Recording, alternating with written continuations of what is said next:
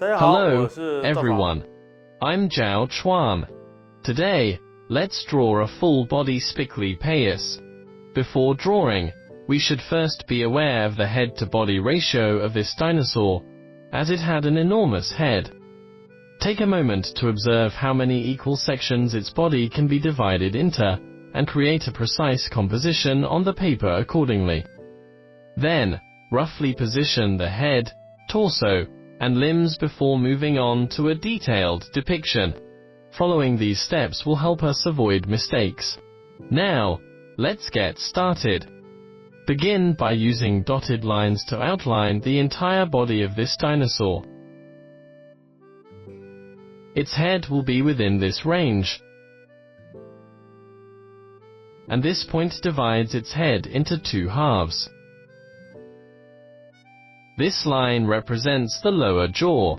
Next, mark the edge of its frill. Going downward will be its neck.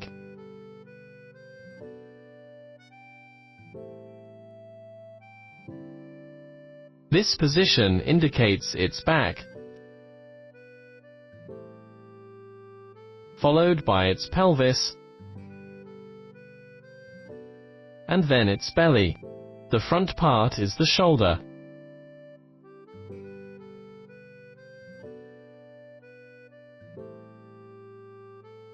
The ground can roughly be put here.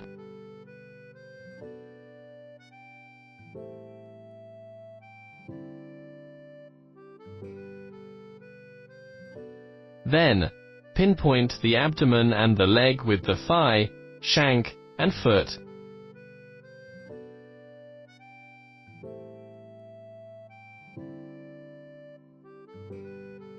At this stage, you should be able to see the general contour of the dinosaur.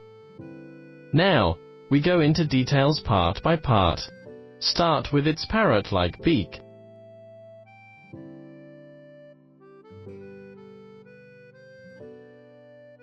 After that, draw the eye. The eye socket comes first, and then add some wrinkles around it.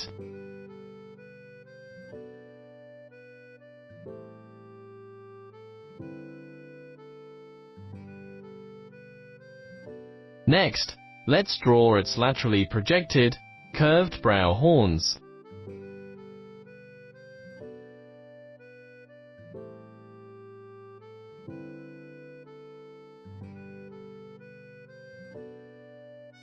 Following this, draw the nasal horn that is located further back on its nose.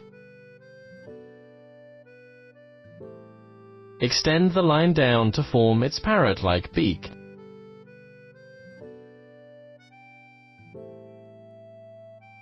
Here is the nostril.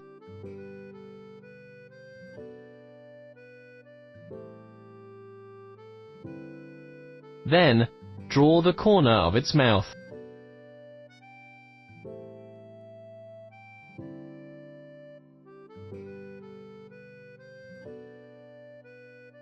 Next, we move to draw the lower jaw.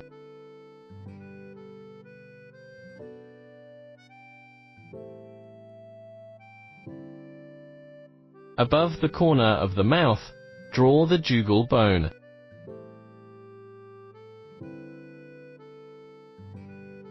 The corner of the mouth should be surrounded by wrinkles. If you look at a turtle, you can see many folds here when it closes its mouth.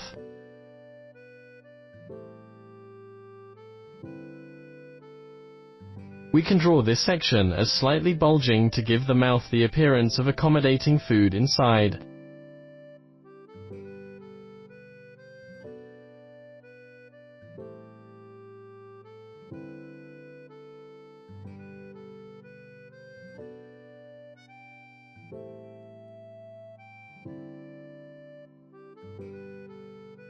Then, create a slightly bulging appearance around the nostril.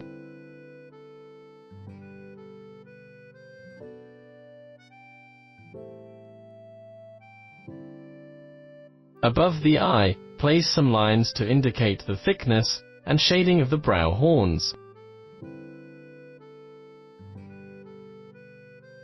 include some scratches on the keratinous structure, and slightly shade the lower jaw.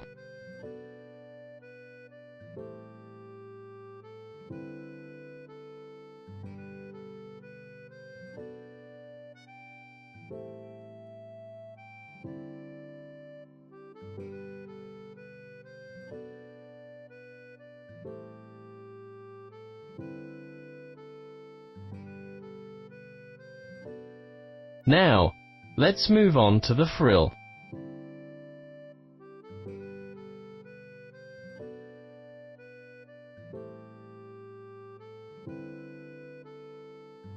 This represents the lateral structure of its frill.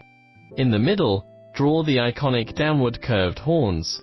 The sides of this structure should curl up to form two horns resembling cat ears.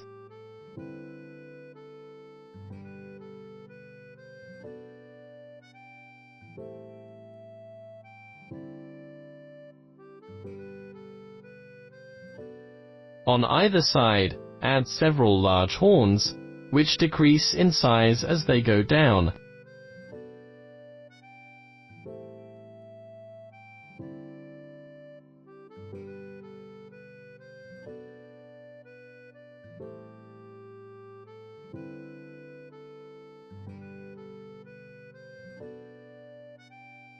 Pay attention to the structure that connects the horns to the frill.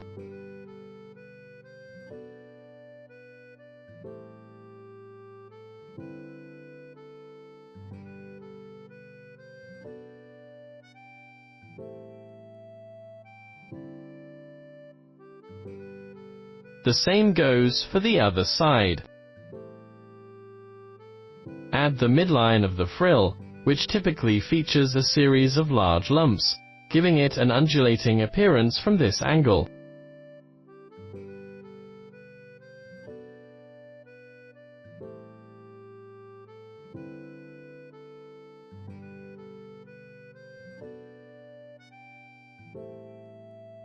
Now, we will focus on the body. Draw the shoulder first,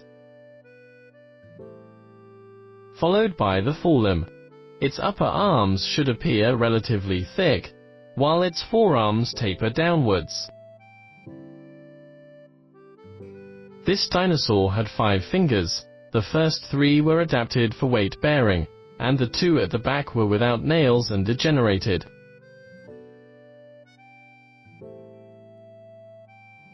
Only 2 fingers are visible on the other side, and the others are blocked.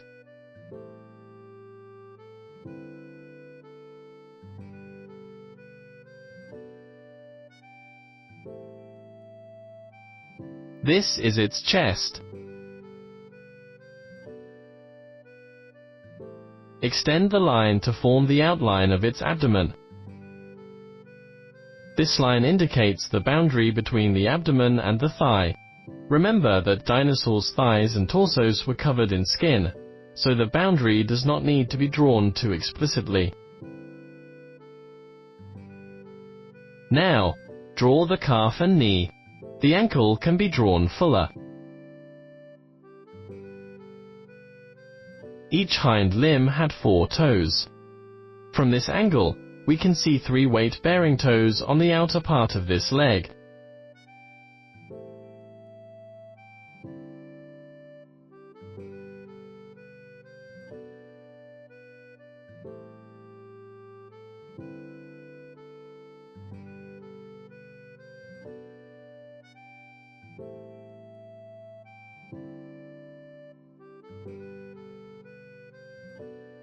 The big toe on the other leg is visible. It was smaller than the other toes. We can draw the big toenail touching the ground gently. Next, draw the back of its thigh and indicate muscles in the leg.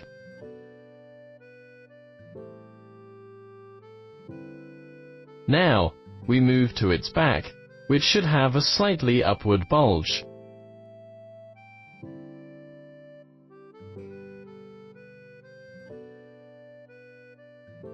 Move backward to draw its tail.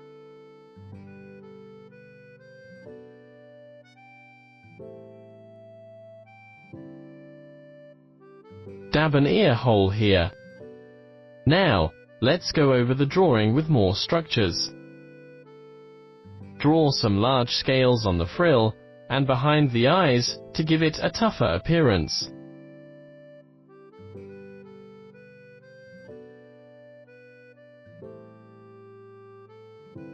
Slightly shade the curled horn to highlight its volume.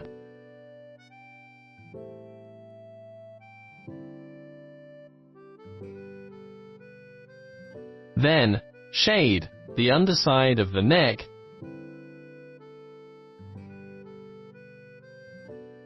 and add some folds on the side of the neck. Place more shading on the bottom of the body to create an intense three-dimensional look.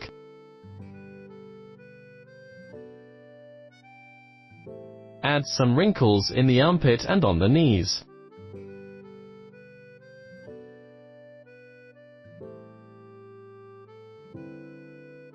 For the body, we can use light lines to suggest the soft skin.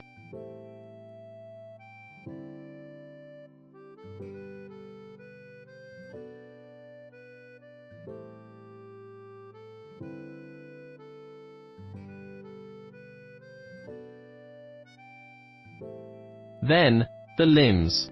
Draw some wrinkles on the elbows of the forelimbs.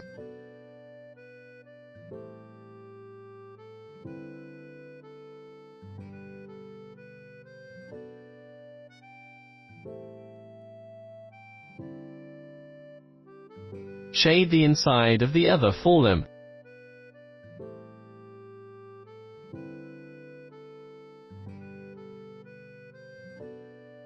Add some wrinkles on this wrist.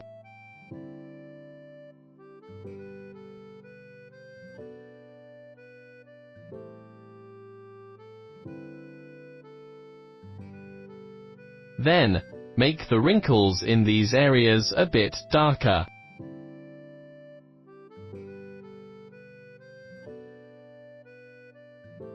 On the hard parts of the frill, you can add some scratch traces.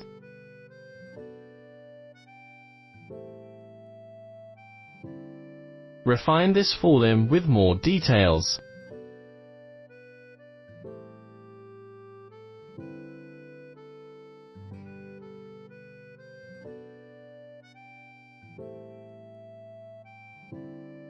Apply shading on the inner part of the thigh.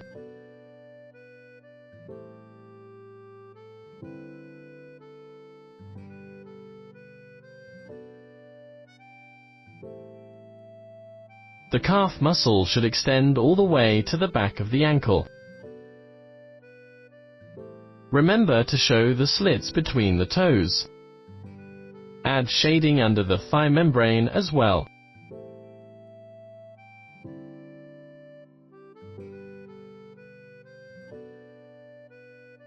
Next, for the skin, we can incorporate some irregular large scales. Use dots to represent them.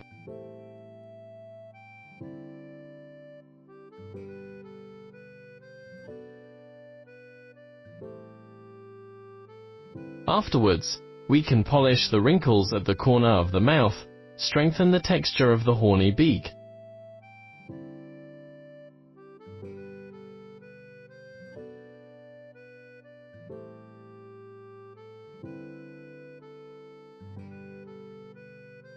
And go over these details a little bit.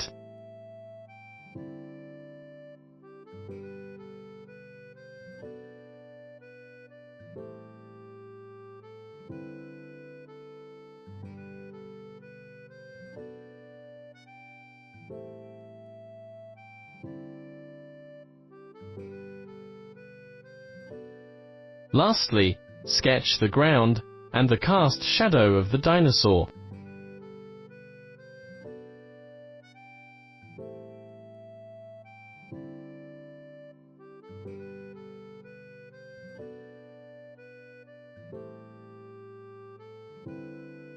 In this way, we have finished drawing this full-body Spiclypeus. Thank you all.